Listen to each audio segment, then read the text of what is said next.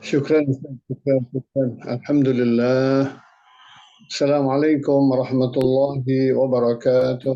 Waalaikumsalam Waalaikumsalam warahmatullahi warahmatullahi wabarakatuh. Waalaikumsalam warahmatullahi wabarakatuh. أعوذ بالله من الشيطان الرجيم. بسم الله الرحمن الرحيم. A'udzu billahi minasyaitonir rajim. Bismillahirrahmanirrahim. والضحى والليل إذا سجى والضحى والليل إذا سجى ما ودعك ربك وما قلى ما ودعك ربك وما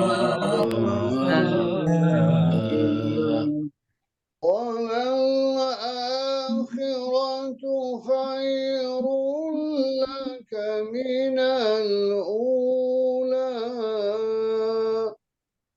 والآخرة خير لك من الأولى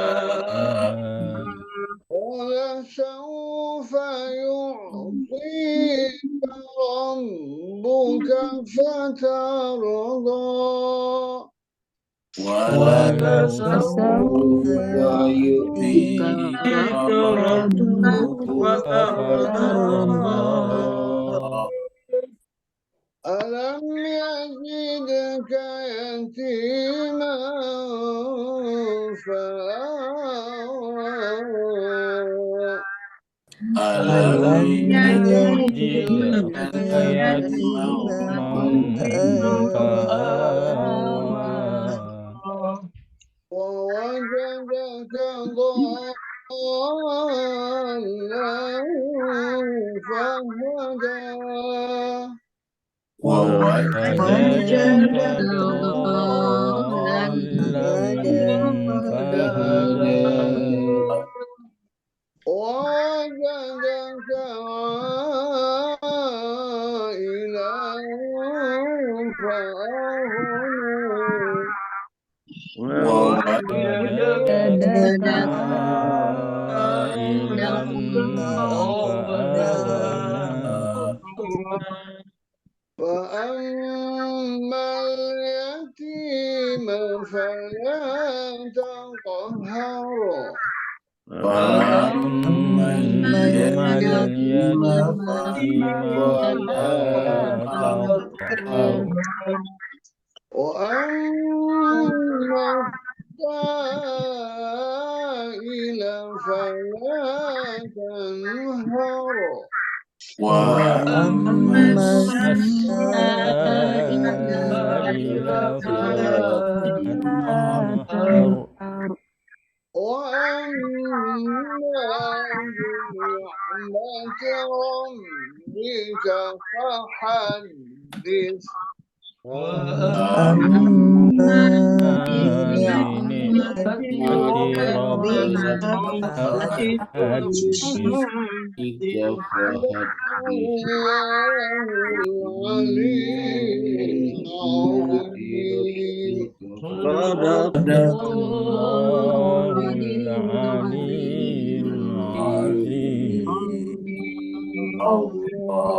اللهم صل وسلم وزد وبارك على رسول الله وآله رسول الله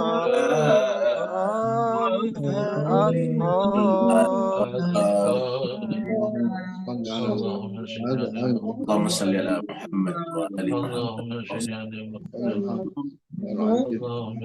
Kita haturkan terima kasih, syukran katsira kepada Ustazina Ustaz Safi Soleh. Semoga Allah SWT beliau, merahmati beliau, memberikan hidayah, inayah dan taufik beliau dari Allah SWT atas ayat-ayat yang telah beliau bacakan kepada kita. Amin. Begitu juga Bapak Ibu semuanya yang ikut membaca Al-Quran, semoga dengan ayat-ayat yang Bapak Ibu baca tadi mengundang perhatian Allah SWT, mengundang perhatian penghuni langit, dan mengundang perhatian seluruh makhluk, sehingga mereka semuanya berdoa untuk Bapak Ibu semuanya.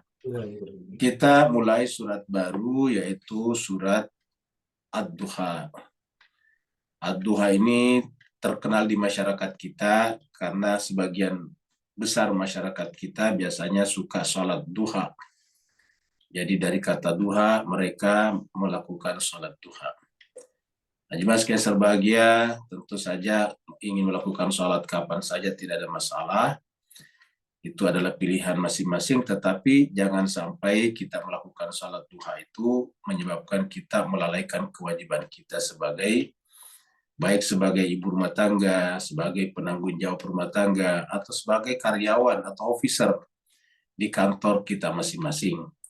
Karena kalau kita bekerja di kantor itu kan ada perjanjian, dan perjanjian itu wajib ditunaikan. Allah mengatakan, wa'aufu bi'ahdikum, penuhilah janji-janji kalian. Bahkan ada ayat pertama, ada surat yang ayat pertamanya adalah perintah memenuhi perjanjian, yaitu surat Al-Maidah. Ya ayyuhalladzina amanu aufu bil uqud. Wahai orang-orang beriman, penuhilah akad-akad kalian. Di antara akad kita itu kalau kita kerja itu ada akad, kita masuk jam berapa, kerja dari jam berapa sampai jam berapa, istirahatnya kapan. Nah, kalau kita sudah jam kerja di kantor, harusnya tidak boleh lagi kita melakukan sholat duha. Apa sebabnya? Duha itu statusnya sunat bagi mereka yang percaya sunnahnya. Tentu saja tidak semua sepakat, tetapi bagi mereka yang sepakat, yang percaya kalau salat duha itu adalah ada dan sunnah, maka tidak boleh yang sunnah mengalahkan yang wajib. Begitu juga jangan sampai karena ibu-ibu saking sibuknya ataukah saking rajinnya melakukan salat duha, tidak mengurusi dapurnya atau rumah tangganya. Harusnya pergi ke pasar, tidak pergi ke pasar. Kemudian lagi jangan sampai menyandarkan nasibnya hanya pada salat duha saja, karena dipercaya kalau kita salat duha itu rezekinya banyak. Ingat, rezeki ada, memang perlu doa, tapi kita selalu sampaikan ikhtiar kita tidak kalah pentingnya. Jadi ikhtiar itu penting sekali. Sering kita ngangkat surat An-Nisa ayat 33 bahwasanya kita harus ikhtiar dulu baru berdoa kalau kaitannya dengan kehidupan lahir. Beda dengan kehidupan batin. Kalau kehidupan batin memang intinya adalah doa. Tapi kalau kehidupan lahir, ya orang tidak bisa punya anak kalau tidak menikah dulu. Jadi walaupun dia berdoa, membaca doanya nabi-nabi, seperti misalnya doanya Nabi Zakaria, atau doanya Nabi Ibrahim. Doa Nabi Ibrahim mengatakan, Rabbi habli minas solehin, ya Allah karuniakanlah kepada aku anak yang soleh. Nah, tapi kalau yang bersangkutan tidak menikah, ya tentu tidak mungkin dapat anak yang soleh.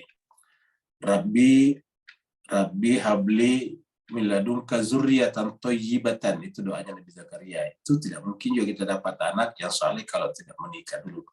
Nah, menikah itu kan namanya ikhtiar lahirnya. Ya, ikhtiar lahirnya baru doanya, jangan doa baru tidak ada ikhtiarnya, tidak mungkin. Selama itu berkaitan dengan kehidupan lahir harus ada ikhtiar lahirianya. Seperti kita doa makan, ya tidak akan ada makanan kalau kita tidak usahakan bekerja, beli makanan atau masak, disidangkan di atas meja makan, itu baru. Tapi kalau ikhtiar itu kita tidak lakukan, ya tentu walaupun kita baca Allahumma barik lana fima razaqtana wa qina adzabannar berkali-kali, tetap tidak bisa membuat kita kenyang. Jadi dengan demikian jemaah sekalian, kita selalu sampaikan jangan sampai kita seakan-akan hanya menyandarkan diri kita pada seperti salat duha supaya rezekinya banyak, yang jauh didekatkan, yang masih tinggi diturunkan dan seterusnya. Itu tidak mungkin terjadi kalau kita tidak berikhtiar. Apalagi kalau kemudian pada saat kita melakukan itu kita melanggar ikhtiarnya seperti tadi, melanggar akad kita di kantor, padahal itu adalah wajib hukumnya. Bapak sekalian, jangan kita berpikir akad itu hanya ada pada pernikahan. Pada setiap perjanjian kita itu ada akad. Ya, makanya kita di sini selalu mulai tepat waktu karena bagi kami itu adalah akad. Begitu kami bikin pengumuman mengundang Bapak Ibu bertemu jam 5.30, ya itu berarti akad namanya. Ya, akad dari pihak kami. Kalau Bapak Ibu kan tidak terikat akad. Kenapa? Karena ya tidak ada perjanjian bahwa saya harus datang jam sekian. Jadi boleh saja Bapak Ibu sekalian kalau terlambat ya tidak ada masalah. Cuma saja kekurangannya kehilangan sebagian materi saja. Tapi dari pihak kami sebagai penyelenggara, begitu kami bikin undangan, itu akad bagi kami, perjanjian bagi kami, janji bagi kami yang harus kami penuhi.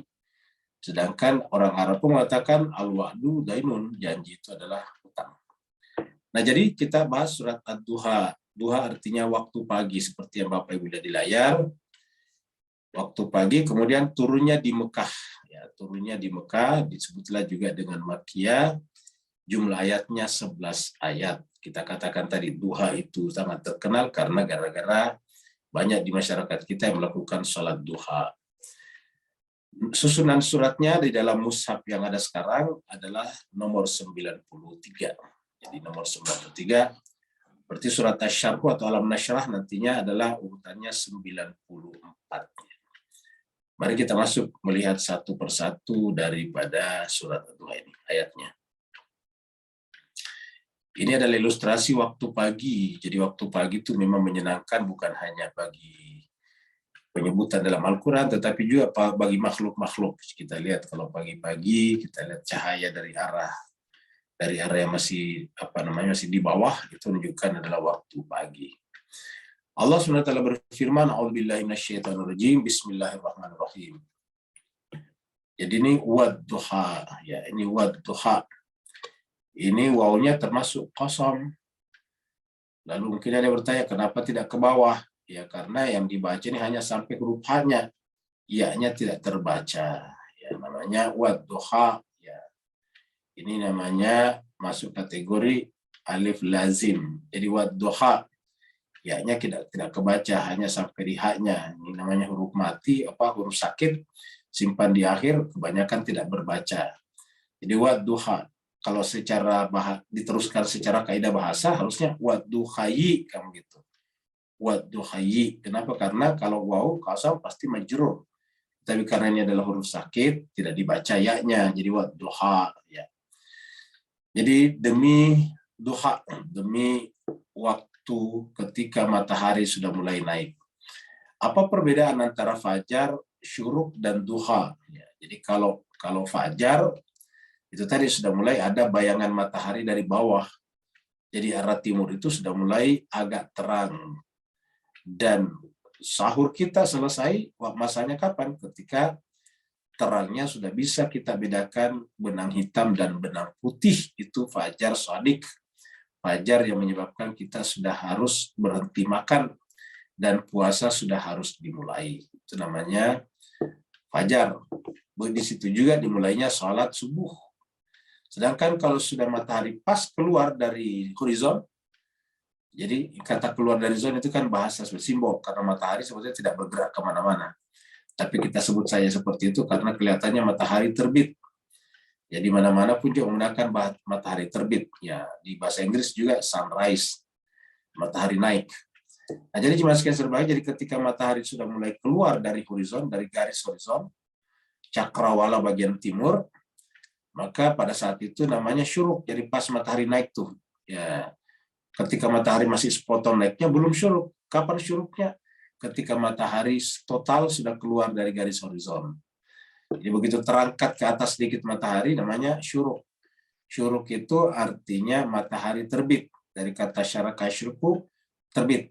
Ya, tempat terbitnya atau waktu terbitnya namanya masyrik. Makanya ada kata-kata minal masyrik. Lawannya adalah gurub. Jadi syuruk pas matahari keluar dari bawah, dari garis datar itu garis horizon, itu namanya syuruk. Pas matahari juga lepas dari garis horizon ke bawah di sore hari, namanya gurub. Jadi gurub. Tempat dan waktu gurubnya matahari namanya maghrib. Jadi maghrib itu bukan apa-apa, tetapi maghrib itu artinya ketika matahari pas turun.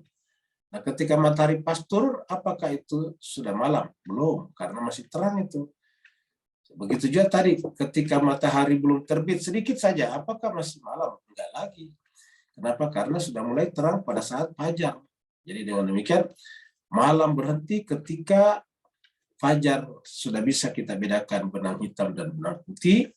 Berarti malam juga bermula ketika kita sudah tidak bisa membedakan benang hitam dan benang putih. Jadi harus begitu lawannya. Lawannya maghrib adalah masyrik, lawannya gurub adalah syuruk.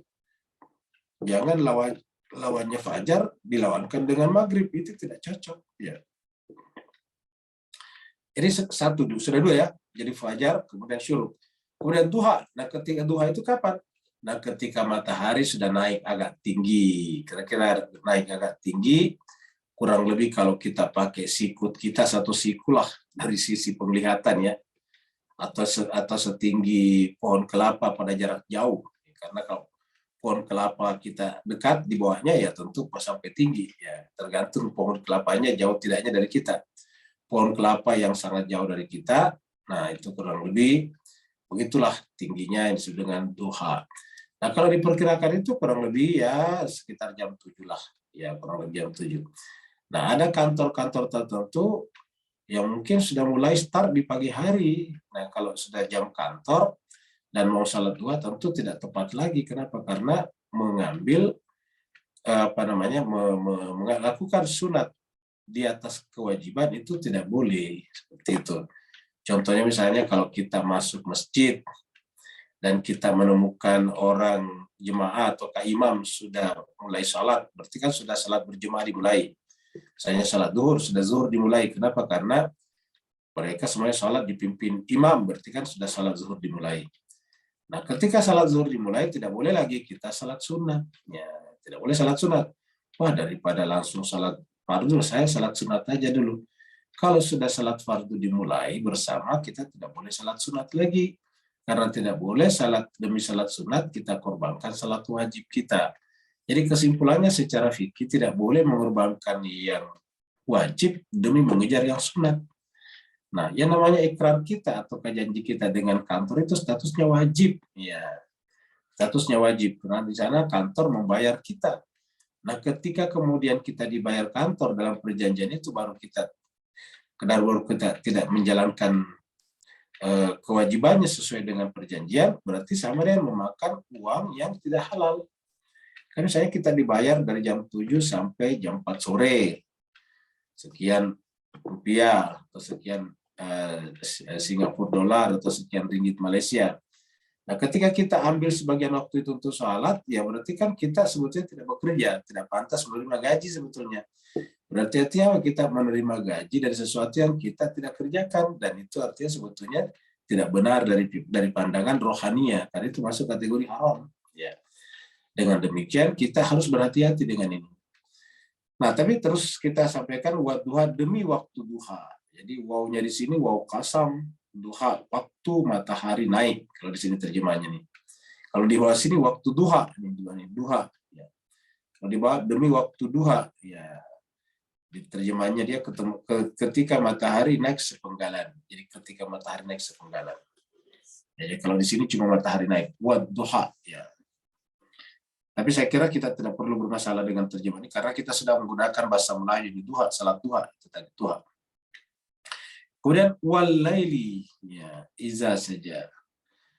Wad-duha wal-laili iza saja. Demi pagi, kita artikan saya demi pagi, wal-laili demi malam apabila saja. Apakah waw di sini adalah sumpah atau ataf? Ya, dua-duanya bisa.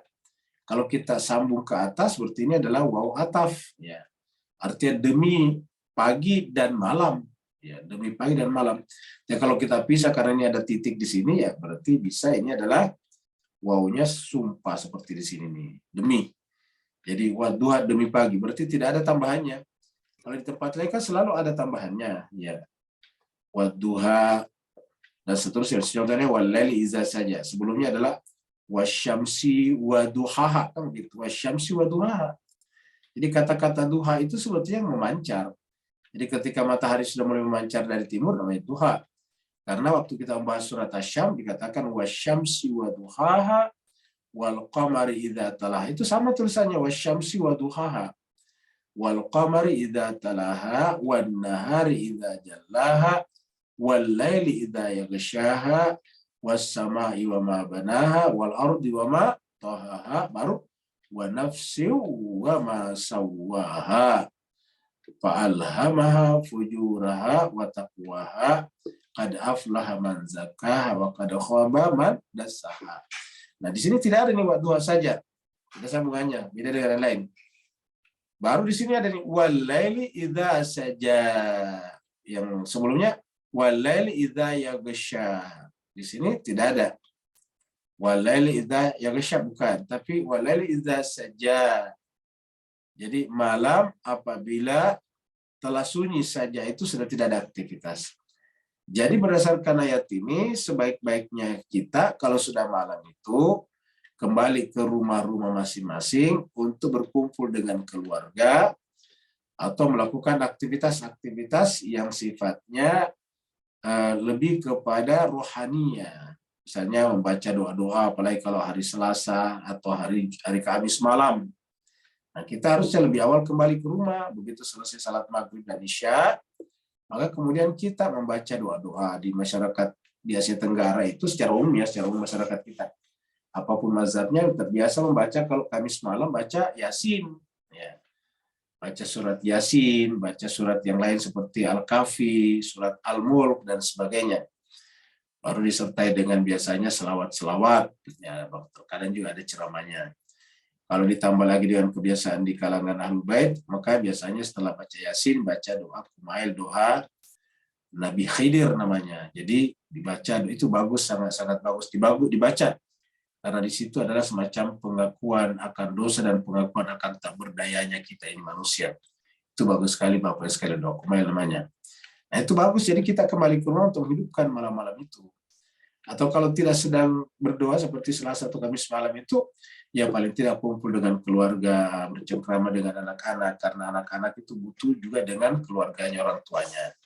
Jadi inilah makanya katakan walaili idza saja. Kata-kata idza saja sunyi harusnya aktivitas dihentikan, kecuali memang yang kantor-kantor yang memang dibutuhkannya pada malam hari, seperti kantor polisi, tentara, malam pun tidak mengenal waktu, karena ada orang sip di sana, pabrik-pabrik yang bekerja 24 jam, ada yang bekerja pada malam hari, dan seterusnya. Di rig-rig, platform-platform di tengah lautan, itu juga ada yang kerja di sana 24 jam. Jadi seperti itu. Tetapi intinya namanya malam itu adalah harusnya sunyi. Jadi bisa kita katakan pada saat kita malam itu, ya benar-benar kita berada dalam kegelapan. Kegelapan itu sunyi, tidak bisa berkata-kata apa-apa. Makanya pada saat ini sangat bagus untuk melakukan kontemplasi, tafakur namanya, merenungkan dari mana kita, di mana kita, dan terutama pertanyaan tempo hari, fa aina tadhhabun, kalian mau kemana? Dan kita harus merenungkan jawaban Nabi Ibrahim ketika mengatakan inni dzahibun ila rabbi, atau jawabannya di tempat lain dikatakan inni muhajirun ila rabbi. Saya adalah berhijrah kepada Tuhanku. Jadi tujuan berhijrah, tujuan pergi hanya Allah sebetulnya. Itulah orang yang menyadari tentang perjalanan rohani. Dan tujuan perjalanan tubuh kita, tujuan perjalanan lahiriah kita adalah untuk perjalanan batiniah kita. Jadi kita melakukan perjalanan lahir seperti ke kantor cari nafkah dalam rangka perjalanan batin kita. Kita sudah sampaikan bahwa apapun yang kita lakukan di dunia hanya berfungsi sebagai jembatan untuk sampai kepada Allah dan akhirat. Jadi wadduha wal laili idza saja. Demi pagi dan demi malam apabila malam itu telah sunyi. Ya. Jadi malam ini adalah sunyi dan pada saat itu kita hanya bersama dengan diri kita dan Allah Subhanahu wa taala. Makanya jelas keseluruhan, dan pada saat itu malam itu sangat bagus untuk beribadah, baik ibadah mahda ataupun ibadah gairu mahda, dalam konteks belajar misalnya. Jadi bapak ibu yang suka belajar, paling enak belajar kalau malam hari. Mungkin tidur dulu sedikit, tergantung daripada manajemen waktu kita masing-masing. Ada yang belajar dulu baru tidur, ada yang tidur baru belajar. Tergantung manajemen waktu masing-masing berbeda-beda setiap orang. Intinya adalah walail iza saja. Kata sunyi di sini artinya terputusnya segala sesuatu. Jadi pada malam hari itu kita putuskan segala sesuatu. Dan kita mengeducate, kita mengedukasi jiwa kita agar terbiasa berasyik masyuk dengan Robnya, dengan Tuhannya. Jadi pada saat semuanya sudah terputus, pada saat itu kita berasyik masyuk, berduaan dengan Allah Subhanahu wa taala saja. Kemudian ini adalah gambaran Nabi Muhammad kita, walaili wadduha walaili idza saja ma wadda'aka rabbuka. Kaknya nanti di sini adalah Nabi Muhammad kita. Jemaah sekalian, karena wadduha ini turun berdasarkan riwayat-riwayat, yaitu setelah agak lama Al-Quran berselang, bukan berhenti sebetulnya. Karena jadi ada nanti mengartikan berhenti ataukah meninggalkan Nabi. Sebetulnya kalau menurut pandangan Al-Fakir ini sepertinya tidak seperti itu. Mari kita lihat ayatnya. Ma wadda'aka rabbuka wa ma qala. Jadi wadduha wal laili idza saja berarti 3. Ma wadda'aka, sudah benar ma itu tidak ya. Wadda'aka, meninggalkan kamu, rabbuka. Jadi ini pelakunya di sini. Ya. Jadi kalau kita artikan Tuhanmu tidak meninggalkan kamu, ya. Tuhanmu tidak meninggalkan kamu. Artinya apa?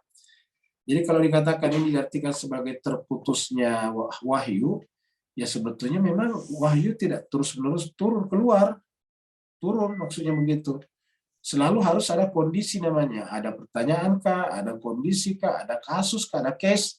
Baru kemudian Nabi menyampaikan itu wahyu yang ada dalam jiwanya. Ya sudah ada di dalam langit jiwanya Nabi. Jadi kalau kemudian lama baru keluar, yang karena memang kasusnya belum ada. Tetapi oleh orang-orang pada saat itu dianggap bahwa Nabi Muhammad itu sudah berhenti jadi Nabi. Kenapa tidak ada lagi wahyu? Padahal sebetulnya ini kata-kata ini artinya adalah mawadda'aka rabbuka. Yang namanya Nabi tidak mungkin pernah berpisah dengan Allah secara kesadaran. Secara substansi, secara hakikat, Allah tidak pernah berpisah dengan makhluknya. Karena seperti pembahasan kita, tidak akan ada yang ada kalau tidak sedang bersama dengan yang maha ada. Jadi kalau kita mengatakan ada meja, karena di dalam meja itu sang maha ada sedang ada. Jadi sebetulnya kalau kita bicara meja, ada 2 di sana, kata ada dan meja sebetulnya. Nah pertanyaannya, kapankah meja bisa kita bicarakan? Coba kita renungkan. Jawabannya sederhana, ketika sudah ada. Jadi tidak ada meja kita bicarakan kalau dia tidak ada. Jadi ketika kita bicara tentang meja, ada 2 di sana, meja dan ada. Makanya dikatakan ada meja atau meja ada. Baik ada meja atau meja ada, kita tidak bahas di tempat ini, proposisi ini, tapi intinya adalah bahwa setiap kita bicara tentang sesuatu harusnya ada kata ada di sana. Ada batu, ada meja, ada laut, ada awan, ada hujan. Artinya apa? Kita tidak bisa bicara hujan, bahkan tidak bisa menyebut sesuatu itu, entah itu hujan, entah itu batu, entah itu kudrat, kalau tidak ada di depannya. Dan ada itu selalu bersifat tunggal, tidak pernah kata ada-ada. Di dalam bahasa Melayu kita, kalau kita mengatakan mengada-ada, itu bukan ada maksudnya. Tapi artinya membuat-buat, mengarang. Itu namanya kalau mengada-ada. Ya. Jadi kata-kata ada itu tidak pernah bisa dijamakkan. Ya. Tidak pernah bisa dijamakkan, karena ada itu cuma tunggal. Jadi kata-kata ada, meja ada, bakul ada, mobil ada, kereta ada, pesawat ada, langit, semuanya bisa dikumpulkan dan di depannya disimpan cukup satu kata ada saja. Ya. Sehingga kita katakan ada meja, kursi, rak, lemari, dan sebagainya. Semuanya bisa dikembalikan kepada satu kata ada. Ya, seperti dulu kalau kita belajar matematik, semua yang ada unsur X-nya bisa dikumpulkan. Selama X-nya 1 bisa dikumpulkan. 3X, 5X, 6X, 7X, 8X, bisa dikumpulkan tuh. Semuanya X saja di belakangnya. Misalnya 3X, kita kumpulkan dengan 8X, kita kumpulkan dengan 4X, berarti kan 15X, X-nya sama. Ya. Nah, X itu ibarat ada itu. Nah, seperti itulah kira-kira. Jadi, mawaddah karena bukan. Jadi secara substansi hakikat, bukan hanya Rasul, tapi semua yang kita saksikan, baik dengan panca indera ataupun dengan akal, itu tidak mungkin berpisah dengan roh. Tuhan. Apa sebabnya? Karena begitu dia berpisah, sesuatu itu menjadi tidak ada. Karena yang menyebabkan adanya sesuatu, karena dia Rob yang maha ada, selalu menyertainya. Karena dialah yang mengadakannya. Jadi mawadda'aka rabbuka, Tuhanmu tidak mungkin meninggalkan kamu Muhammad, bahkan seluruh makhluknya. Wa maqala, dan tidak mungkin marah atau benci. Kenapa? Karena itu bukan sifat Tuhan sebetulnya. Benci itu, marah itu datang belakangan sebagai konsekuensi daripada ketidaksenangan Tuhan kepada yang bertentangan dengan perintahnya. Karena semua bertentangan perintahnya merusak diri pelaku yang mau melakukan perbuatan bertentangan dengan perintah Allah itu. Tidak pernah ada satu perbuatan yang bertentangan dengan Allah yang merusak Allah, yang mengurangi kekuasaan Allah. Sebagaimana tidak ada perbuatan baik kita yang menambah kebesaran Allah, karena Allah sudah sempurna. Yang namanya sempurna tidak ada kurangnya, tidak ada tambahnya. Jadi keberimanan kita tidak menambah kebesaran Allah karena sudah sempurna.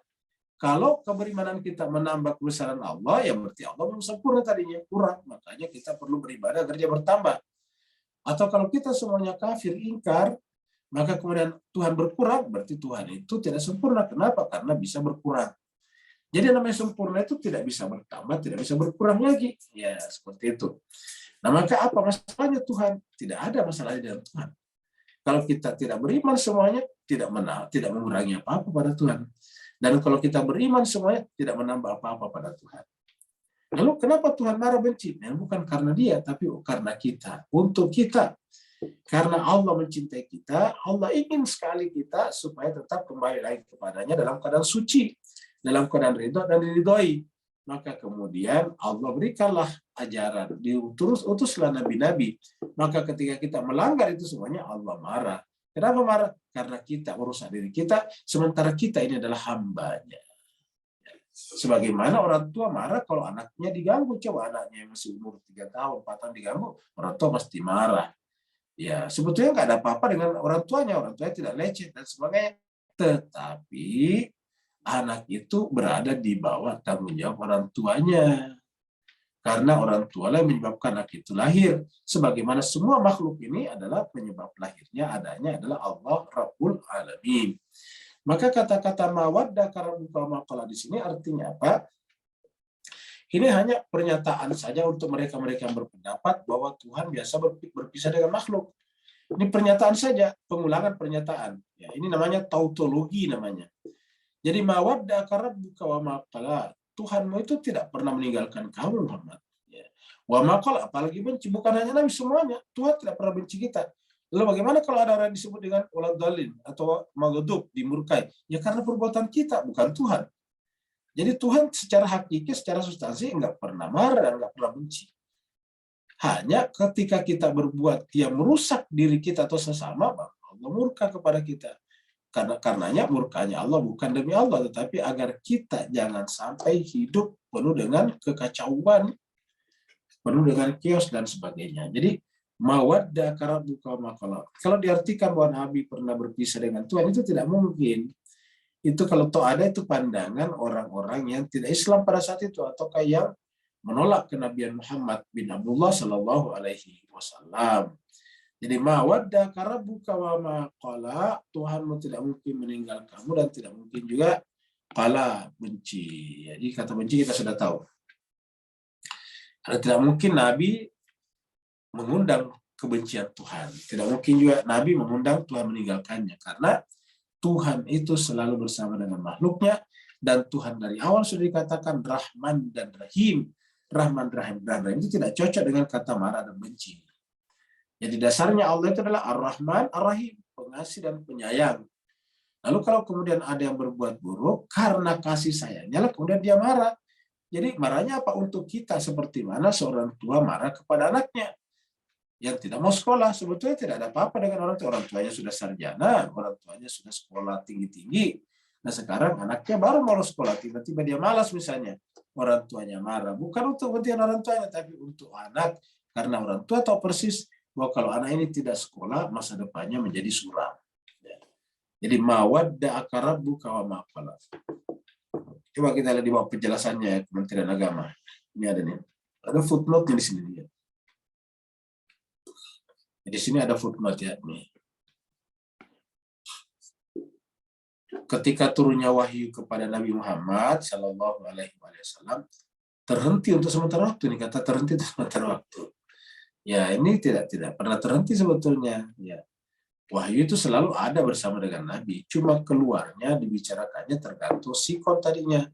Ulama sendiri kan sepakat bahwa ada namanya asbabun nuzul. Setiap ayat ada asbabun nuzulnya namanya. Ada sebab-sebab turunnya. Kata nuzul di sini bukan dari Allah sebetulnya, tetapi dari jiwa Nabi. Jadi Al-Quran itu secara sempurna sudah ada pada jiwa Nabi. Tapi Nabi tidak boleh mengungkapkannya berdasarkan maunya dia. Harus maunya Allah. Jadi Allah harus mengatakan, kul, katakan Muhammad. Seperti itu. Jadi tidak pernah berhenti. Jadi ketika turunnya wahyu kepada Nabi Muhammad, terhenti untuk sementara waktu. Jadi ketika wahyu itu turun untuk sementara waktu, orang-orang musyrik berkata, Tuhannya Muhammad telah meninggalkannya dan benci kepadanya. Itu yang disebabkan. Nah ini yang disebut dengan framing. Ya. Ini namanya framing. Kenapa? Bukan hoax, framing namanya. Karena memang aslinya pada saat itu wahyu tidak turun, artinya tidak ada pernyataan lagi dari Nabi yang dialamatkan kepada Allah sebagai wahyu. Ya, bukan karena tidak ada, tetapi tidak ada konteks. Tidak ada asbabun nuzulnya, kurang lebih seperti dalam asbabun nuzul. Tidak ada konteks yang mengharuskan Nabi menyampaikan sesuatu. Tetapi oleh mereka ini di framing, dibikin frame baru. Ya, jadi bingkainya diganti. Jadi di frame baru, yaitu bahwa itu pertanda Tuhan sudah meninggalkan Nabi. Nah, orang berpendapat Tuhan meninggalkan Nabi dan bencinya benar-benar adalah orang yang tidak paham tentang kenabian. Bahkan tidak paham tentang relasi Tuhan dengan makhluknya yang dalam bahasa filsafat disebut dengan ontologi. Mereka tidak paham ontologi namanya. Maka turunlah ayat ini untuk membantah perkataan orang musyrik. Ini orang musyrik. Jadi kata-kata mawaddah itu artinya Nabi tidak pernah ditinggalkan atau berpisah dengan Tuhan, dan Tuhan bukan pembenci. Tuhan itu adalah Ar-Rahman Ar-Rahim.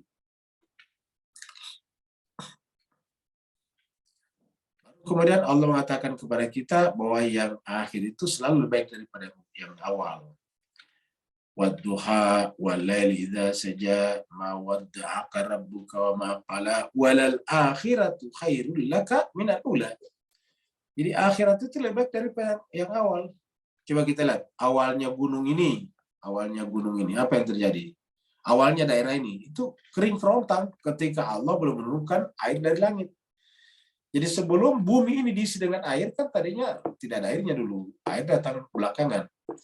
Jadi ketika bumi sudah terbentuk dan sudah mengelilingi matahari dengan konstan, dengan tetap, tapi belum ada air di muka bumi, ya semuanya ini kan gundul, semuanya ini menjadi kata gundul itu tidak ada tumbuh-tumbuhannya, tidak ada tumbuh-tumbuhannya sama sekali. Tapi begitu datang belakangan air, maka inilah. Nah, jadi bisa diartikan bahwa awal akhir itu lebih baik daripada awal. Walal akhiratu khairul laka minal ula. Akhirat lebih baik. Karena di akhir ini sudah ada tumbuh-tumbuhan, sudah ada air. Nah, begitulah juga kita, jemaah sekalian, ketika kita mendahulukan sesuatu yang sifatnya materi, maka kita akan menjadi kering kerontang seperti tadi, tanah yang tidak diturunkan kepadanya air hujan. Ingat, air hujan itu atau air itu selalu disebut minas sama, wa anzala minas sama'i ma'a. Allah menurunkan dari langit itu air. Nah, begitu jiwa kita, ketika jiwa kita tidak disiram dengan air dari langit, yaitu wahyu yang ada di dalam kitab suci, dalam hal ini Al-Quran, maka pada saat itu jiwa kita menjadi kering kerontang seperti mana tadi bumi ini. Nah, sekarang sudah ada tanaman-tanaman, bahkan sudah ada air, sudah ada mata air seperti ini berjalan terus. Maka dikatakanlah walal akhiratu khairul laka minal ula. Berarti akhirat kita harusnya seperti ini juga. Di dunialah kita menggunakan airnya, di dunialah kita mengalir. Makanya disebut dengan di surga itu nanti disebut mengalir sungai-sungai di bawahnya. Ya, tahtihal anhar, di bawahnya ada sungai-sungai yang mengalir. Ya. Kenapa? Mengalirnya dari usaha kita di dunia. Seperti tadi kita lihat di sini. Ya. Walal akhiratu khairul laka minal ula. Jadi dipertegas lagi untuk kita semuanya yang namanya akhir, kaitannya dengan dunia, maka dunia kita sudah bahas sebelumnya adalah al-ula. Ya, ini sudah sebelumnya kita bahas juga. Jadi walal akhirat akhirat ini bisa bermakna start daripada alam barzakh sampai kepada pada mahsyar itu jauh lebih baik daripada alula dunia ini. Apa sebabnya? Dunia ini ada hukum sebab akibat. Tidak bisa tadi kita makan kalau tidak berusaha untuk bikin makanan. Tidak bisa kita dapat sesuatu kalau tidak berusaha untuk mendapatkan sesuatu itu. Tidak bisa kita pintar kalau tidak berusaha untuk belajar.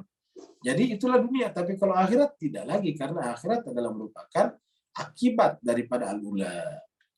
Jadi walal akhiratu khairul laka minal ula. Akhirat itu benar-benar harusnya lebih baik laka bagi kamu daripada yang awal. Kata-kata laka di sini bisa awalnya dimaksudkan Nabi tentunya, tapi sekarang berlaku untuk kita semuanya. Nah, jemaah sekalian baik, kita tahu tadi bahwa di antara pendapat-pendapat yang mengatakan bahwa Nabi ketika mawaddah karabuka makala itu, ada yang mengatakannya bahwa mereka mencibir Nabi karena Nabi tidak punya anak laki-laki. Sedangkan masyarakat Arab, terutama jahiliyah pada saat itu kan itu sangat patriarki.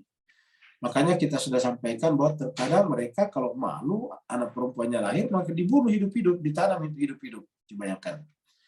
Kenapa? Karena bagi mereka itu anak laki-laki lah yang menjadi penerus. Ya, jadi anak laki-laki penerus. Dalam beberapa sistem kerajaan pun juga selalu anak laki-laki pertama menjadi penerus. Ya. Al-Quran mengatakan datang kebalikannya, bahwa tidak harus seperti itu. Maka ketika Nabi tidak punya anak laki-laki yang hidup, yang ada hanya bersama dengannya pada saat kenabian adalah Fatimah Zahra, nah, bagi mereka tidak ada yang bisa meneruskan Nabi Muhammad. Ya, kenapa? Karena mereka berpendapat yang namanya penerus itu adalah laki-laki. Contohnya Muawiyah mempersiapkan anak laki-lakinya, Yazid namanya. Abu Sufyan mempersiapkan anak laki-lakinya, Muawiyah namanya. Seperti itu seterusnya. Nah sekarang Nabi Muhammad siapa mau dipersiapkan? Gak punya anak. Makanya ketika Nabi menikahkan putrinya dengan seorang laki-laki yang sangat soleh, yaitu Sayyidina Ali bin Abi Thalib, yang dekat hubungan kekerabatannya dengan Nabi, banyak orang yang mulai tidak senang kepada Ali. Karena dia mengatakan bahwa ini adalah cikal bakal penerus Nabi ini. Jadi kita tidak bisa bikin dinasti ini. Kita tidak bisa bikin kerajaan lagi nih. Seperti itulah. Maka kita lihat permusuhan kepada Ali itu luar biasa. Dari awal sampai meninggalnya. Ya, apa sebabnya? Karena orang-orang yang punya keinginan untuk membangun dinasti untuk keluarganya, ya dia harus menolak keluarga Nabi. Karena selama mereka menerima keluarga Nabi, keluarga mereka tidak bisa menciptakan sistem dinasti. Ya, maka ditolaklah keluarga Nabi pada saat itu, dibunuh, diracun dan sebagainya. Supaya apa? Supaya jangan ada penerus dari situ. Ya. Dan juga sekalian berbahagia, politik di mana-mana memang begitu, terkadang kotor. Politik sebenarnya tidak kotor, tapi pelaku-pelaku politik itu terkadang perbuatannya kotor karena melakukan cara-cara yang buruk seperti itu. Konon kabarnya menurut sebagian analis bahwa dijadikannya tersangka atau ditahannya Donald Trump itu adalah bagian daripada persaingan politiknya dengan Biden. Ada yang mengatakan begitu, tapi wallahu alam bisawab. Tapi seandainya itu benar, ya kita katakan tadi, memang dari dulu seperti itu. Selalu ada upaya untuk membunuh karakter calon penggantinya selain daripada keturunannya sah. Seperti itu. Ya, kita tahu di Saudi juga, di kerajaan Saudi terjadi semacam gonjang-ganjing dan pergolakan di dalam kerajaan. Kenapa? Karena berdasarkan konstitusi mereka di awal, yang menggantikan raja sebelumnya itu kan adiknya, bersaudara ke bawah. Nah sekarang sudah hampir habis ini bersaudara. Setelah Raja Salman tinggal satu yang kemarin jadi putra mahkota, lalu kemudian disingkirkan oleh MBS Muhammad bin Salman. Terjadi kan pergolakan di dalam kerajaan itu sebetulnya. Jadi juga sekali ini biasa terjadi di mana-mana. Di kita juga seperti itu. Jadi kalau ada cikal bakal kekuatan baru yang dianggap bisa melawan daripada melawan kekuatan politik yang ada sekarang, itu cenderung nanti disingkirkanlah, difitnah macam-macam. Nah, di mana-mana seperti itu Bapak-Ibu sekalian, ketika masuk pada wilayah politik dan politiknya bersifat tidak objektif, tetapi subjektif dan emosional. Nah, seperti itu. Maka itu terjadi pada zaman Nabi pada saat itu. Jadi ada yang mengatakan bahwa itu adalah karena Nabi tidak punya anak laki-laki. Tapi tiba-tiba turun ayat ini, walal akhiratu khairul lakum minal ula. Ada nanti yang terakhir muncul. lebih baik daripada yang awal. Yang terakhir apa kapan? Yaitu belakangan. Jadi belakangan itu ketika tahun kelima kenabian berjalan, baru kemudian lahirlah anaknya namanya Fatimah. Dan ini Fatimah nanti kemudian dia menjadi cikal bakal turunnya keturunan Nabi yang kita kenal sampai sekarang. Karena Fatimah nantinya dinikahkan dengan Nabi, Nabi ini menikahkannya dengan Ali. Kenapa? Banyak masalahnya. Pertama adalah banyak sebabnya. Di antaranya adalah Ali itu adalah saudara sepupu daripada Nabi. Bukan hanya saudara sepupu, tetapi kita semua tahu bahwa pada saat Nabi lahir, kan ayahnya sudah meninggal. Abdullah sudah meninggal. Jadi Nabi lahir, keluar dari rahim ibunya, tidak melihat bapak lagi, tidak melihat ayah, tidak melihat abah lagi. Ya dilihat siapa? Cuma kakek dan paman. Dan ibu tentunya. Tapi tidak lama kemudian kan udah meninggal ibunya. Jadilah dia yatim piatu. Kalau bahasa kita di Asia Tenggara, yatim piatu. Kalau dua-duanya meninggal, bapak ibu meninggal, namanya yatim piatu. Biasanya kalau cuma bapak saja yatim. Kata piatu ini bahasa Melayu, kalau yatim bahasa Arab. Yatim piatu. Nah setelah dia jadi yatim piatu, dipelihara oleh siapa? Kakeknya, Abdul Muthalib. Setelah kakeknya juga meninggal, dia sudah siapa? Pamannya, Abu Thalib. Semua orang tahu ini. Kita baca buku sejarah apapun juga, kita baca buku sarah apapun juga, tidak pernah ada sejarah bahwa Nabi Muhammad dibesarkan oleh pamannya yang bernama Abu Jahal, pamannya yang bernama misalnya Ja'far, tidak ada. Tetapi semua orang tahu bahwa Nabi Muhammad kita itu dipelihara dan dibesarkan oleh pamannya setelah ibu dan kakeknya meninggal. Ya, pamannya itu bernama Abu Thalib, itu terkenalnya Abu Thalib.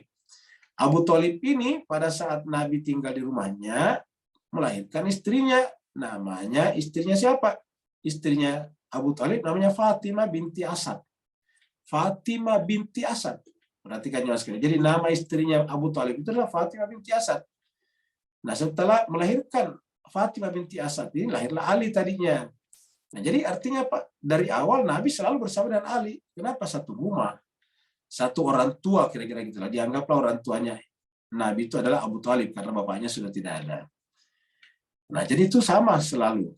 Itulah sebabnya pada saat Nabi kemudian menikah dengan Khadijah dan punya anak, sebagai penghormatannya kepada kebaikan paman dan bibinya, karena anaknya perempuan, dikasihlah nama Fatimah juga. Ya, jadi kita di situ ada dua Fatimah sebetulnya. Fatimah binti Asad dan Fatimah binti Muhammad bin Abdullah. Dengan demikian Sayyidina Ali itu luar biasa sebetulnya. Kenapa? Dua Fatimahnya. Ibunya namanya Fatimah, istrinya juga namanya Fatimah. Luar biasa itu Mas sekalian. Ya. Nah, jadi itu kisah singkatnya. Sehingga dikatakan walal akhirah. Kenapa? Karena dari perkawinan nanti, karena tadi ini sudah sama ke atas, Nabi dan Ali tidak pernah berpisah. Nah, ketika Fatimah sudah mulai dewasa, sudah mulai akil balik, dan sudah harus menikah kalau perempuan, maka siapa yang dinikahkan dengan siapa? Lagi-lagi dengan Ali. Ya. Lagi-lagi dengan Ali. Ini ada sesuatu. Maka dari perkawinan Ali dan Fatimah itulah lahirlah keturunan-keturunannya. Kita dengan di akhir itu keturunannya lahirlah di situ Hasan dan Hussein sampai ke bawah.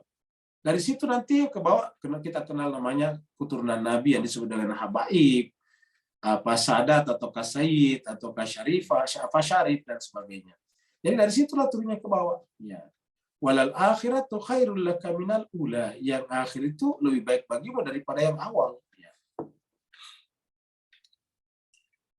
Nah, inilah jemaah sekalian, lalu kemudian Allah nanti berikan kepadanya anak, ya namanya Fatimah tadi yang kita bicarakan. Nah, kita berikan gambaran seperti ini karena ini adalah perspektifnya luas, berwarna-warni. Nah, seperti itulah kehidupan Nabi menjadi berwarna-warni setelah nanti Fatimah lahir. Nah, Allah mengatakan wala saufa yu'tika rabbuka fatarda.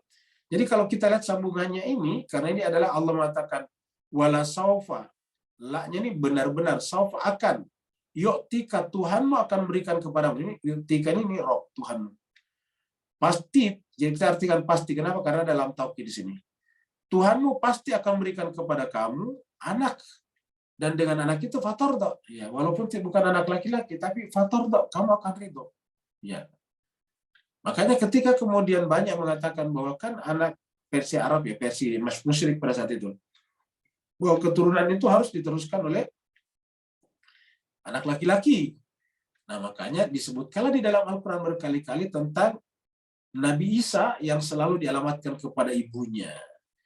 Jadi satu-satunya Nabi dalam Al-Quran yang selalu disebut dengan orang tuanya itu cuma Nabi Isa.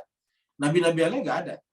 Nggak pernah kita sebutkan misalnya Musa bin Maryam, Ismail bin Ibrahim, kan begitu. Ishak bin Ibrahim, Yakub bin Ishak, Yusuf bin Yakub. Nggak pernah kita dengarkan seperti itu. Yahya bin Zakaria, nggak pernah kita dengarkan. Ya. Selalu hanya disebutkan apa? Ya, Ibrahim, Ishak, Yakub. Ya, tidak pernah ada binnya di belakangnya. Satu-satunya Nabi yang selalu disebut binnya dalam Al-Quran adalah Nabi Isa. Selalu disebutkan Isa bin Maryam. Isa ibn atau Isa bin Maryam. Isa anak laki-laki Maryam. Wa idh qala Isa bin Maryam ya bani Israila inni rasulullah ilaikum musaddiqan lima baina yadayya minat taurati wa mubasysyiran bi rasulin ya'ti min ba'di ismuhu Ahmad. Itu menggunakan kata-kata Isa bin Maryam, baru di bawah disebutkan Ahmad. Nah, jadi cuma sekali ketika disebutkan Isa putra Maryam baru disebutkan Ahmad di bawah. Itu ingin menyambungkan kita bahwa ternyata seorang Nabi Isa yang sangat suci, bahkan menjadi salah satu nabi besar dalam membawa kitab suci besar ini adalah putra dari seorang perempuan. Bukan disebutkan laki-laki bapaknya. Selalu Isa bin Maryam. Karena tidak ada bapaknya juga, tidak ada ayahnya. Tetapi penyebutan harusnya kan kalau ini nggak perlu disebutkan, sebutkan saja Isa. Tapi dalam Al-Quran itu mayoritas nama Isa pasti Isa bin Maryam. Atau Al-Masihu ibnu Maryam. Nah, kenapa? Untuk menjelaskan kepada kita bahwa pembicaraan tentang Isa putra Maryam itu terkait tadi dengan anak-anak Fatimah juga yang merupakan kelanjutan daripada Nabi Muhammad kita. Karena berawal tadi sebetulnya dari cibiran. Jadi kalau kita lihat di awal itu sebetulnya bukan terlambatnya wahyu. Tetapi sampai pada saat Nabi berdakwah itu tidak ada anak laki-lakinya. Kita tahu tadi Fatimah lahir pada tahun ke-5 kenabian. Jadi sebelum itu tidak punya anak. Ada anak laki-laki tadinya meninggal. Masih kecil, masih bayi. Di kesimpulan tidak ada anak laki-lakinya. Nah, sehingga kemudian mereka mencibir. Nah, maka tadi disebutkanlah ma wadda'aka rabbuka wa ma qala walal akhiratu khairul laka minal ula. Baru disambung di sini. Walasau pasti yu'tika rabbuka, Tuhan akan memberikan kepada kamu anak fatarda dan kamu ridho. Makanya kata-kata yu'tika di sini atayati kita sudah bahas kemarin di sini. Ya. Pa'amman a'ta wattaqa, kan begitu. Waktu kita baca kata a'ta. Nah, di sini nanti pada saat turun apa namanya? Inna a'taina, orang kata tadi inna a'taina kal kautsar pada saat turun surat Al-Kautsar. Inna a'taina kal kautsar fashalli li rabbika wanhar inna syani'aka huwal abtar. Ayat ini dianggap sebagai ayat yang turun berkenaan dengan apa namanya dengan penyembelihan dan ibadah apa namanya syariat berkaitan dengan kelahiran anak. Maka kemudian kalau begitu apa yang terjadi pada saat itu kok berkaitan dengan anak? Maka dikatakan ayat itu turun berkenaan dengan Fatimah Zahra. Jadi ketika Sayyidah Fatimah lahir, turun ayat inna a'taina kal kautsar fashalli rabbika wanhar inna syani'aka huwal abtar. Jadi itu ayatnya. Walaupun juga dipakai untuk Idul Adha karena apa namanya kelahiran anak dengan Idul Adha itu sama-sama menyembelih seekor kambing. Jadi walasaufa yu'tika rabbuka maka fatarda. Ya, fatarda artinya melalui anakmu nanti itulah kamu akan menjadi tarda.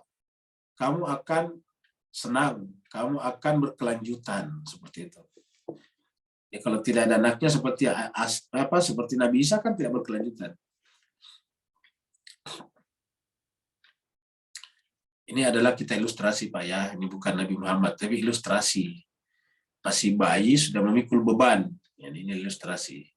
Di Bapak bisa bayangkan kalau bayi memikul beban dan itu yang terjadi pada Nabi Muhammad kita.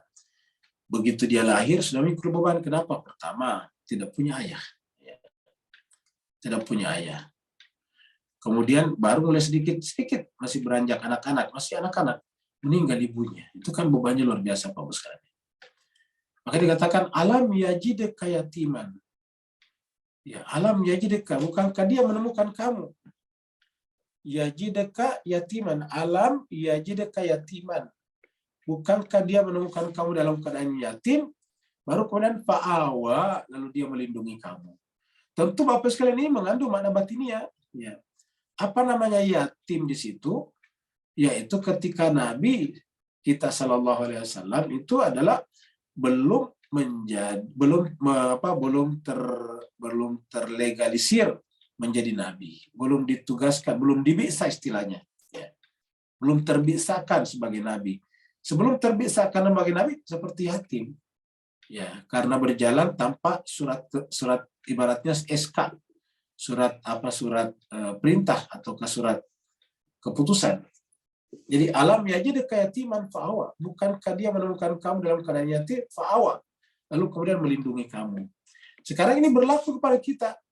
Sebelum adanya nabi bagi kita semuanya, kita itu seperti anak yatim. Tidak punya ayah. Ayah apa? Ayah teologis namanya. Kita semuanya punya ayah biologis, orang tua biologis, tapi tidak punya ayah atau orang tua teologis. Sehingga seandainya nabi tidak diutus, pasti kita semuanya, kalau tidak menyembah pohon-pohon, menyembah kayu-kayu, menyembah hewan-hewan, menyembah sungai-sungai, kita kerjanya seperti itu. Kita hanya akan beragama berdasarkan kultur masyarakat kita. Bahkan bisa beragamanya seperti animisme, dinamisme itu. Nah, jadi kita ini yatim. Jadi sebelum kita berwilayah, kita hakikatnya adalah yatim. Maka Allah mengutus Nabi dan Rasul untuk kita berwilayah. Keberwilayahan kita kepada beliau artinya menyambungkan tali ke orang tuaan kita secara teologis, secara ketuhanan. Karena melalui itu kita bersambung ke atas. Makanya dikatakan wa'tasimu bihablillahi jami'ah. Dan dengan siapa kita berpegang teguh dengan tali Allah? Melalui nabi-nabi tadi, orang suci. Alam yajidka yatimam fa'awa. Bukankah dia menemukan kamu dalam keadaan yatim? Baru fa'awa memberikan perlindungan. Jadi perlindungan itu terjadi apabila kita berwilayah. Perlindungan dari mana? Minimal nanti di akhirat. Minimal di akhirat. Pada saat tidak ada lagi perlindungan kecuali perlindungan dari Allah, maka dikatakan fa'awa, berikan perlindungan. Tentu zahirnya anak yatim juga harus kita lindungi. Jadi kalau kita menemukan anak yatim, kita harus lindungi mereka, terutama anak yatim dari kerabat kita. Ya. Kalau perlu bisa kita bawa ke rumah kita besarkan seperti anak kita sendiri. Jadi fa'awa. Baru kemudian wawajadaka dhallan fahada. Ini terkadang menjadi perdebatan yang panjang Bapak sekalian. Karena ada yang mengartikan ini Nabi Muhammad tersesat tadinya. Sebagian ustadz, sebagian saudara-saudara kita menganggap ini Nabi Muhammad tadinya tersesat. Ya.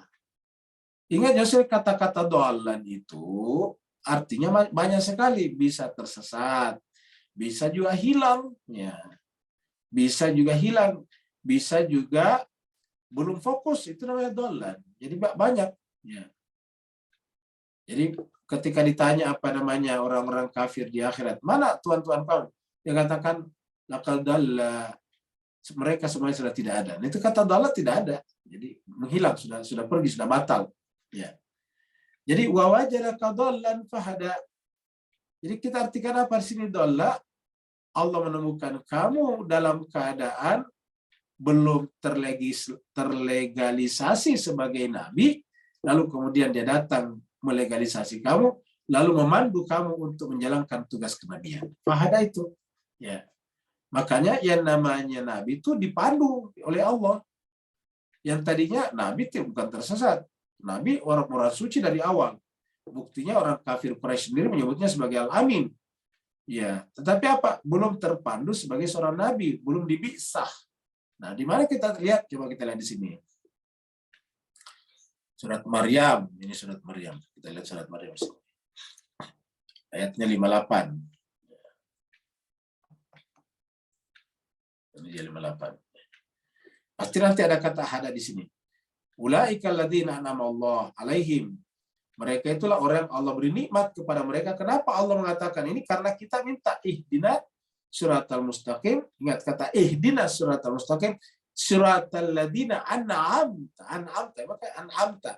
Maka Allah katakan ulaika alladzina an'ama Allah. Mereka itulah orang yang Allah beri nikmat kepada mereka. Dari mana? Minan nabiyyin, nabi-nabi.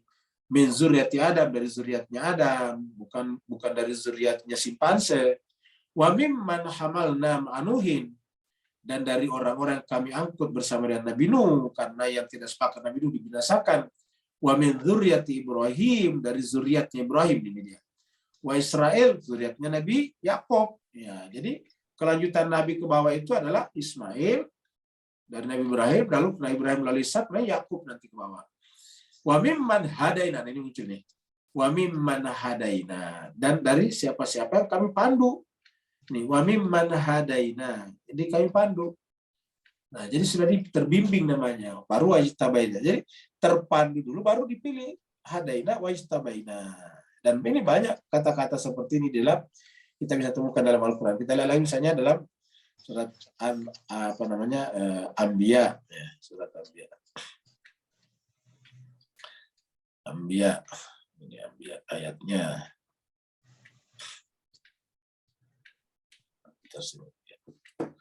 Nih, waja'alnahum, dan kami jadikan mereka a'immah, imam, yahduna, membimbing nih, yahduna, membimbing manusia bi amrina, atas perintah kami. Jadi kami yang membimbingnya. Dengan cara apa? Auhayna ilaihim, kami mewahyukan kepada mereka fi'lal khairat. Semua perbuatannya, kata-katanya adalah wahyu dari kami. Fi'lal khairat. Sudah, dan banyak seperti ini. Karena waktu kita terbatas ya, kita tidak eksplor lebih jauh ya. Kita kembali ke sini. Jadi kita sudah sampaikan kata wahadaina. Ya. Jadi hada. Jadi wawajadaka dhalan fahada. Jadi kita artikan ini bukan tersesat, tapi belum terlegalisasi, belum terlegitimasi sebagai nabi, belum dibisah kalau bahasa Arabnya. Nah, ketika belum dibisah, tentu belum sampai pada tingkat harus melakukan ini dengan itu, belum ada penugasan. Nah, setelah dibisah sudah harus katakan, sampaikan ini dan seterusnya. Nah, maka namanya fahada, sudah tergait ya. Jadi wawajadaka dhalan, jadi bukan tersesat, juga bingung. Ini juga bingung, masa seorang nabi bingung? Coba sekalian, bisa nggak Bapak Ibu terima seorang nabi bingung? Coba. Iya, manusia biasa saja selama menggunakan akal sehatnya tidak mungkin bingung. Masa seorang nabi bingung? Dicoba. Jadi terjemahan ini justru membingungkan. Masa seorang nabi bingung? Bayangkan kalau seorang menteri bingung. Coba bayangkan. Kalau nabi saja bingung, kan apalagi menteri, apalagi presiden, apalagi raja-raja. Coba. Manusia itu kalau sudah akil balik tidak mungkin bingung selama dia berpikir rasional. Kecuali kalau sudah memperturutkan nafsunya, itu dia. Jadi wajadaka dhalan baru fahada. Ya. Baru kemudian wajadaka ailan fa'agna. Kita ini adalah ilustrasi anak kecil yang tidak punya ayah. Ya, begitulah. Wa wajadaka ailan fa'agna. Kami menemukan kamu ailan fa'agna, dalam keadaan ailan. Ailan itu artinya apa? Tidak punya apa-apa. Tidak punya apa-apa. Apa artinya tidak punya? Nabi Muhammad itu hanif, tidak punya apa-apa, dalam arti tidak menyembah berhala, tidak juga menyembah apa-apa. Pokoknya dia hanif. Lalu fa'agna, kami cukupkan dia dengan penyembahan, dengan ibadah-ibadah. Itu secara batinnya. Kalau lahirnya, ya Nabi menemukan apa? Allah menemukan Nabi, ataukah Nabi memang lahir dalam keadaan apa? Kenapa? Orang tuanya tadi sudah tidak ada, ibunya juga tidak ada. Lalu kemudian fa'agna, dia mencukupinya dengan memperjumpakannya dengan pamannya Abu Thalib. Abu Thalib itu termasuk orang berada. Ya. Fa'agna. Setelah itu kemudian diperjumpakan lagi dengan seorang wanita yang luar biasa, Khadijatul Kubra. Jadi melalui pamannya, melalui Khadijatul Kubra, Allah kemudian mencukupkan semua kebutuhan Nabi. Padahal yang namanya tidak punya orang tua kan bisa jadi pengemis kalau di beberapa negara. Wawajadaka ailan fa'agna, dia menemukan kamu dalam keadaan kekurangan atau apa-apa, tidak punya apa-apa, fa'agna. Fa'ammal yatima, makanya fa'ammal yatima fala taqhar, maka adapun orang yatim kamu jangan takhar, ya. Kamu jangan memperlakukan mereka secara tidak manusiawi. Ini yang benar terjemahnya, sewenang-wenang, bukan memaksa, takhar. Kamu jangan bersifat otoriter kepadanya, jangan kamu bersifat memaksa kepadanya. Fa'ammal yatima fala taqhar. Tapi ada makna batinnya ini. Yatim itu siapa? Yatim itu adalah yang tidak punya tadi wilayah. Nah, maka kepada orang yang berwilayah, kamu jangan bersifat otor memaksa dia. Biarkanlah dia mengikuti kamu secara sukarela. Kamu tidak boleh semena-mena. Kembali kepada kata-kata fadzakir innama anta mudzakir lasta alaihim bimusaitirin. Jadi supaya mereka berwilayah Muhammad, kamu harus bersikap lemah lembut. Fadzakir, beri peringatan, innama anta mudzakir. Kamu hanyalah pemberi peringatan. Lalu kemudian lasta alaihim bimusaitirin. Saya tidak memberikan wewenang kepada kamu untuk memaksa mereka.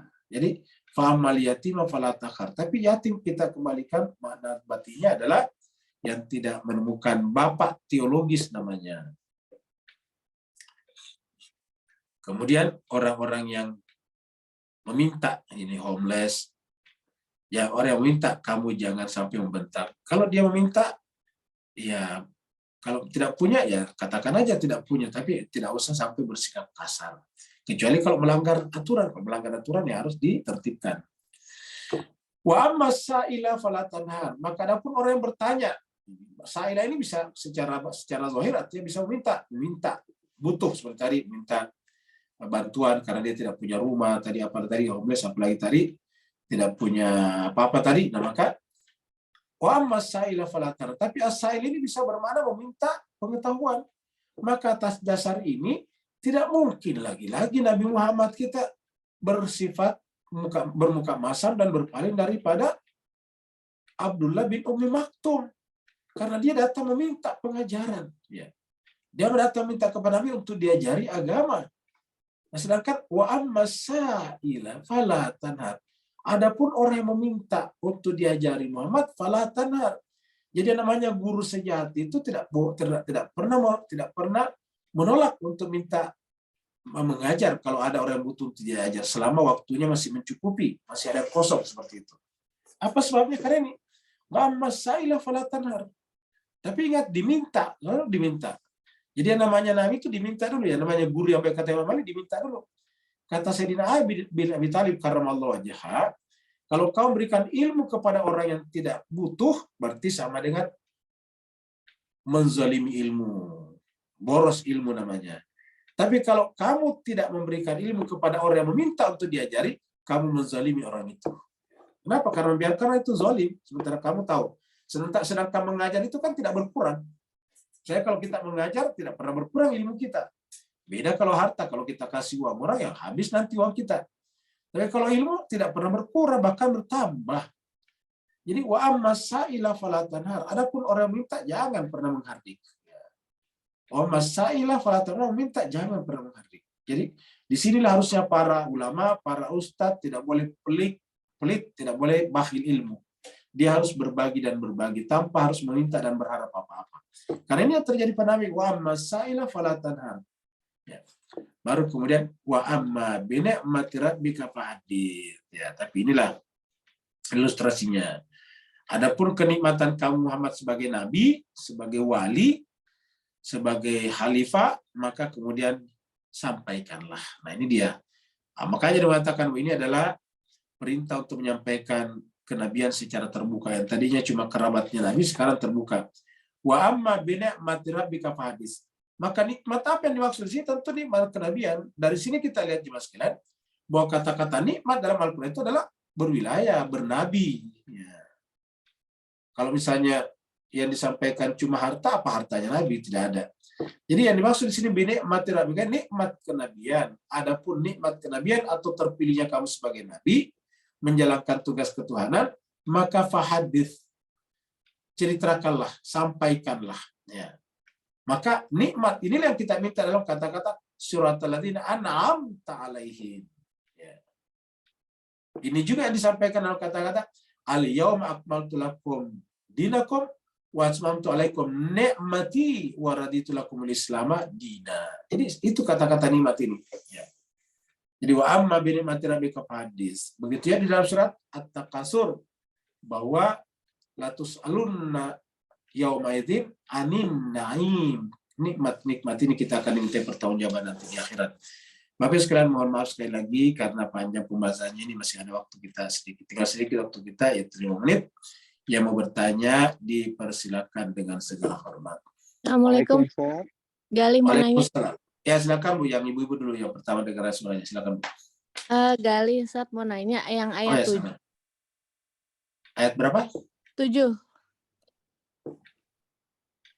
Ayat 7 ini dia. Gali tuh pernah dengar tafsir yang lain itu. Jadi kan diartikannya dol itu kan sesat. Tapi yang dimaksud di situ adalah Rasulullah tuh adalah manusia yang paling sesat di hadapan kafir. Jadi kan di hadapan para kafir tuh memang dia orang yang tersesat. Tapi jadi gitu yang saya dengar ya. Jadi Rasulullah tuh orang istilahnya yang paling berdosa lah di hadapan mereka gitu loh. Nah terus yang kedua yang mau aku tanyain, aku tuh pernah dengar juga bahwa Rasulullah tuh dari awal tuh juga sudah menjadi nabi, istilahnya di alam ruh itu sudah menjadi nabi, dan di saat itu artinya mulai menyampaikan keluar gitu ya. Kalau ini salah nggak ya? Jadi aku pernah baca nih hadis di Al-Kahfi yang dari Abu Abdillah alaihissalam bahwa beberapa orang Quraisy berkata kepada Rasulullah Shallallahu alaihi wasallam, apa yang menjadikan engkau mendahului para nabi sementara engkau diutus yang terakhir dari mereka, dan yang menutup mereka bukan lebih dulu secara zaman. Beliau Shallallahu alaihi wasallam mengatakan, sesungguhnya aku adalah orang yang pertama yang beriman kepada Tuhanku dan yang pertama menjawab ketika Allah mengambil perjanjian para nabi.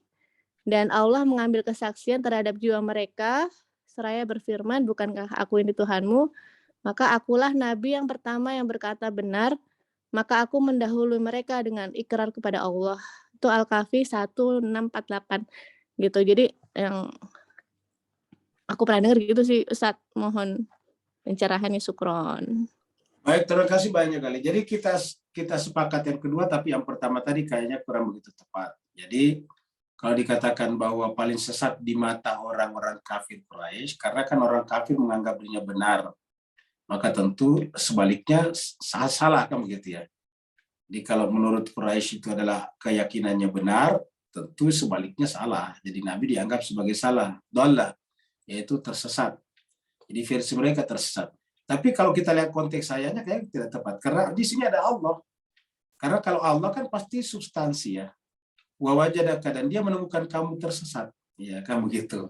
Baru pada karena Allah berikan hidayah kan begitu. Berarti kalau kita terima ini berarti benar kata-kata apa kafir Quraisy, ya, secara substansi dia tersesat. Baru datang Nabi memberikan petunjuk. Padahal kalau benar sebetulnya Nabi hanya pandangannya orang kafir Quraisy, kan tidak perlu kata pahada kan begitu. Nah, jadi apa maksudnya? Saya kira yang lebih cocok di sini adalah bahwa Nabi tadinya itu benar tadi, yang kedua tadi, Nabi itu sudah Nabi sejak di alam rohani. Dia kan karena Muhammad semuanya diciptakan kan. Laulaka ma khalaqtul aflaq, kalau bukan karena kamu tidaklah. Dan di alam rohani itu selalu yang terakhir di awal gitu. Jadi Nabi terakhir di awal. Nah, maka Nabi Muhammad telah dikatakan kalau seandainya bukan kamu, saya tidak ciptakan segala sesuatunya. Dan konsep penciptaan itu adalah konsep kenabian, konsep khalifah. Terbukti sebelum semuanya diciptakan, Allah sudah mendeklarasikan di depan para malaikat dengan kata-kata ini ja'ilun fil ardi khalifah. Nah, tentu yang dimaksud di situ adalah konsep kenabian yang berakhir nanti sampai pada nabi terakhir dan berakhir lagi pada pelanjut terakhir dari nabi terakhir. Ingat, pelanjut terakhir dari nabi terakhir, yaitu Imam Mahdi. Nah, jadi kata-kata dhalan di sini belum. Jadi Nabi itu tidak bisa berkata-kata sebelum ada perintah. Walaupun dia sudah tahu. Nabi tahu persis solusinya, tetapi tidak bisa berkata-kata karena tidak boleh berdasarkan hawa nafsunya. Maka dia harus mendapatkan pengangkatan dulu yang disebut tadi dengan bi'tsah, gitu. Disebut dengan bi'tsah. Nah, ketika di bi'tsah itulah secara zahiriyah baru orang memahaminya sebagai nabi kan. Secara batiniah, konsep batiniah nabi. Tetapi secara zahiriyah orang memahaminya sebagai nabi setelah menyampaikan berita. Karena nabi itu secara bahasa kan artinya pembawa berita. Nah, setelah nabi berbicara minimal kepada keluarganya, barulah dia menjalankan tugas kenabian. Artinya baru menyampaikan. Tetapi secara kualitatif, substantif, hakikat, dia dirinya sudah nabi dari awal, kan begitu. Karena ada kata-kata, kalau bukan karena nabi, semuanya tidak diciptakan. Jadi sudah benar. Jadi yang kedua tadi kita terima, tapi yang pertama tadi kayaknya, jadi ulang yang kedua kita terima, tapi yang pertama tadi kayaknya kita tidak begitu setuju. Kenapa? Karena ini jelas Tuhan mengatakan, wa wajadaka. Kalau Tuhan menemukan tersesat, berarti benar tersesat, kamu gitu. Makanya harusnya kata dhalla di sini tidak bisa diartikan tersesat, tidak bisa diartikan bingung. Artinya dalam keadaan dhalla itu belum boleh berkata apa-apa. Dalam keadaan tidak boleh berkata apa-apa, tidak boleh melakukan apa-apa, karena dia harus menunggu petunjuk dari Allah SWT. Ketika tidak boleh ini, tidak boleh itu, kita sebut dengan dhalla. Gitu. Baru kemudian fahada, karena ini lawannya adalah fahada. Kata hada itu dia memberikan bimbingan. Jadi sebelumnya tidak boleh menyampaikan sesuatu, walaupun ilmunya ada pada dirinya. Karena kalau ilmunya atau kualitasnya, ataukah Al-Quran itu sudah ada pada dirinya, tapi disampaikan mau-maunya, berarti dia menyampaikannya berdasarkan hawa nafsunya. Pak Nur, silakan Pak Nur.